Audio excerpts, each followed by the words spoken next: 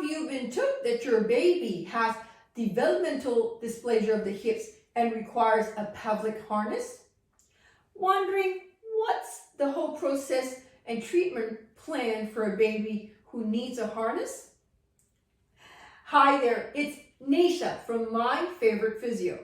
In today's video, I'm going to give you a sneak peek into how we treat and manage babies with developmental dysplasia of their hips using the Pavlik harness.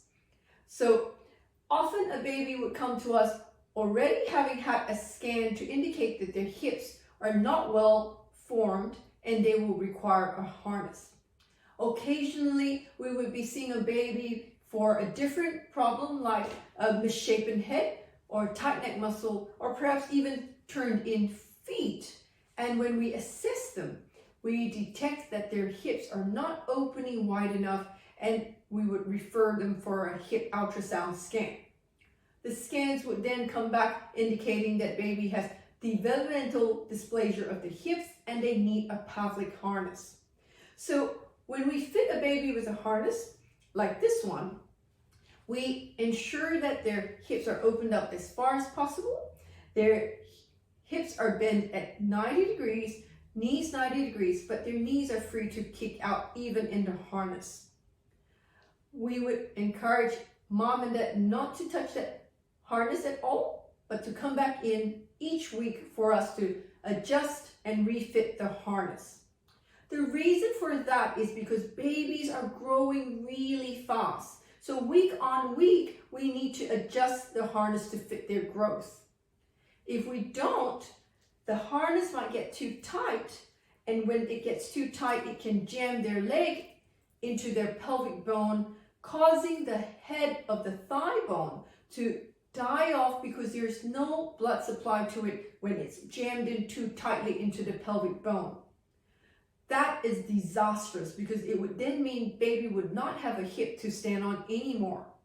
So it's really important that the harnesses are fitted and adjusted by somebody who's experienced, and often it's an experienced expert pediatric physiotherapist. Here at My Favourite Physio, every week our babies come in and we would remove the harness and they can have a bath. Here in clinic with mom and dad, they would be given a nice bath, change of clothes, moisturized before we refit the harness. The harness has to stay on anywhere between 6 weeks to 12 weeks. At the 6-week mark, we would have another hip ultrasound scan to check on the progress of the hip joints. If we're happy with the progress, then we would take the harness off. If it's not developed well enough, then we may have to have the harness on for another 4 to 6 weeks. Usually by the end of 12 weeks, baby's hips would be well developed and we would be happy to remove the harness because then we know baby would have healthy hips for the rest of their lives to be able to walk on and to be playing sports actively for their lifetime. Now, if you're out there and you've got a baby in a Pavlik harness, but it's not being reviewed by anybody each week, what you should do is to ring us here at My Favourite Physio, speak to one of our expert pediatric physiotherapists.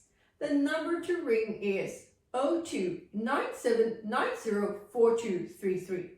And if you know somebody out there who's mentioned that their baby has clicky hips or developmental dysplasia of the hips that may need a harness and they're getting a bit worried, why don't you like and share this video with them? Until next time, have a fabulous day. Bye.